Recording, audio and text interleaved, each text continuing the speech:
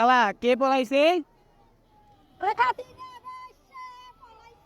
Recently আমি একটা খবর পাইলাম দেশের অনেক জায়গায় নাকি মন্দিরে হামলা চলতেছে। আপা রাগ করে না লক্ষ্মী শোনা। ঈদ মোবারক, ঈদ মোবারক, ঈদ মোবারক।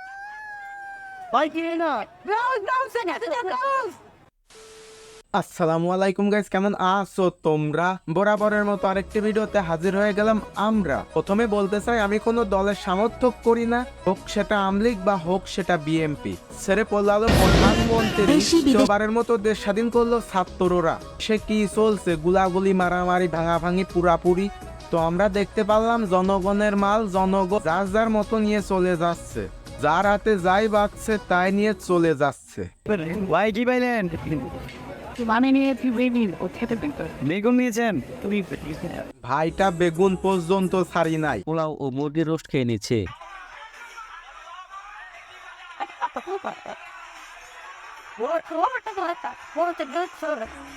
সবাই যার যার মতো মালপাতি নিয়ে যাওয়া নিয়ে ব্যস্ত, আর ভাই ব্যস্ত খাবার খাওয়া নিয়ে। বা বাঙালি বা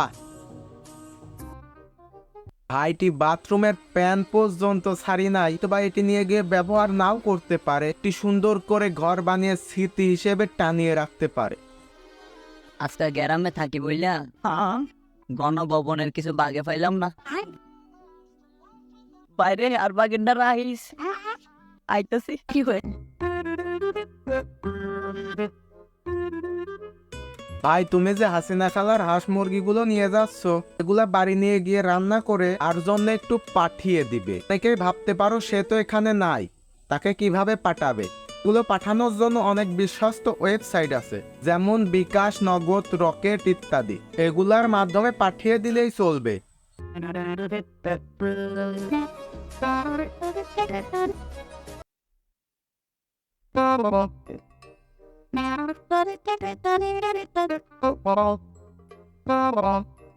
হাতের গড়ে যে যাই পাইছে তাই নিয়েই চলে এসেছে। গাছপালা, শাড়ি, ফ্যান কিছুই ছাড়ি নাই।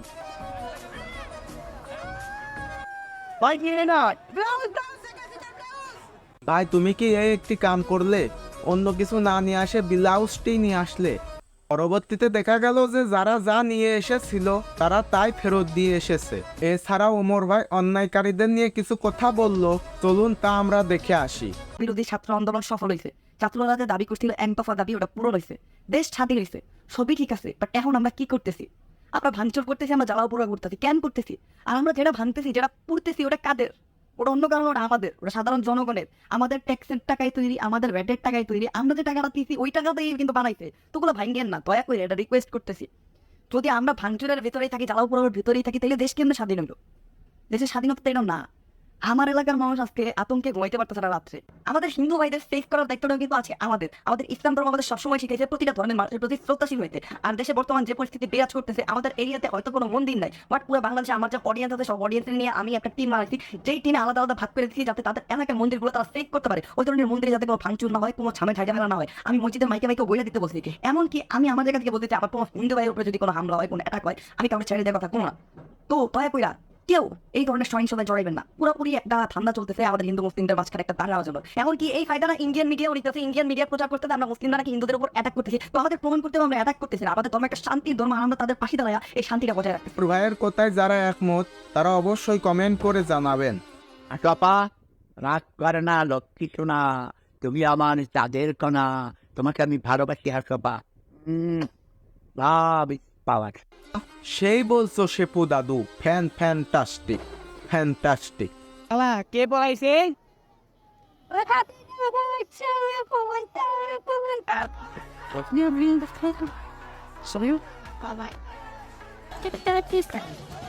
চাচা তোমার লুঙ্গি সাবধান, খুলে যেন না যায়। মান সম্মান আরো আরো আরো বিডি হারুনের মতো বেড়ে যাবে, তাই সাবধান। বিডি হারুনের একটি ভিডিও আমার আইডিতে আপলোড করা আছে, অবশ্যই গিয়ে দেখে আসবেন। হাসিনা খালা পদত্যাগ নেওয়াতে অনেক পুলিশ অনেক খুশি হয়েছে।